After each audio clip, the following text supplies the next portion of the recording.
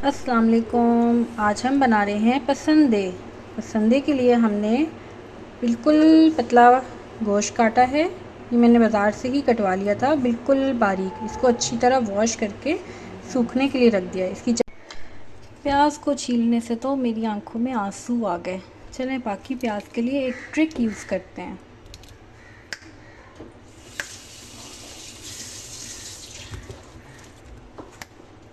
नहीं भाई, अब हमने लिए हैं रोस्टेड चने, सॉल्टेड एंड रोस्टेड काजू और सॉल्टेड एंड रोस्टेड बादाम। इन सब चीज़ों को हम पीस लेंगे। अब हम लेंगे 1 चम्मच खसखस और 1 चम्मच तिल, और अब इनको भी हम बारीक पीस लेंगे। तो अब हम एक डिश में मसाले डालेंगे अपने। तकरीबन 1 पाव दही डालेंगे।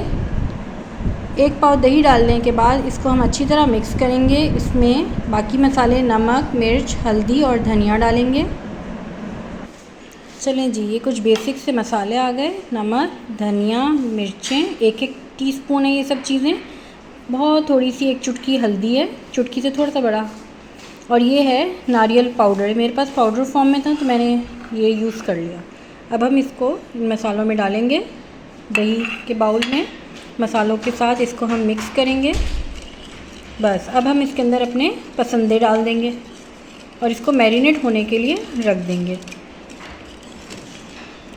चलें अब इसमें डालते हैं हम अपने पसंदे। ब्राउन प्याज भी इसमें डलेंगी, तकरीबन 3 से 4, वो मैं बाद में डालूँगी। पहले इनको मैरिनेट होने के लिए रख दूँगी, उसके बाद ब्राउन प्याज करूँगी और उसको भी डाल के इसको फ्रिज में कवर करके रख दूँगी।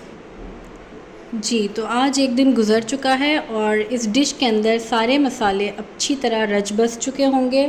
पसंदों के अंदर सारे मसाले अच्छी तरह लग गए हैं। अब आज हम इसको बनाएंगे। पैन में हमने बनास्पति घी डाला है, उसमें अब हम 3 इलायची डाल के उसको थोड़ा सा मिक्स करेंगे और अब इसके ऊपर अपने पसंदे डाल देंगे। ये रहा मेरा मैरिनेट हुआ हुआ मिक्सचर। इसके ऊपर मैंने ब्राउन प्याज भी डाल दी थी और ऊपर से लहसुन अदरक भी डाल दिया था। बस अब इसको पैन में एक एक करके डालते जाएंगे।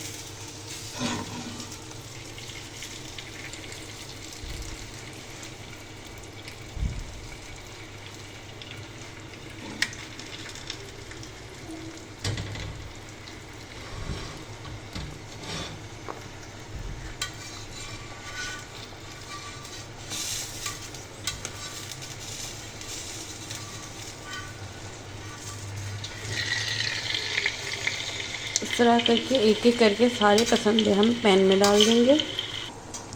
ये सारे पसंदे मैंने देगची के अंदर बिछा दिए हैं एक एक करके।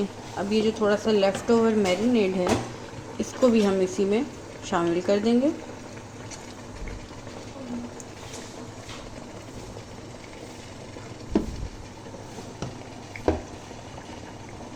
अब इसको ढककर हल्की आंच पर आधे घंटे के लिए पकने देंगे।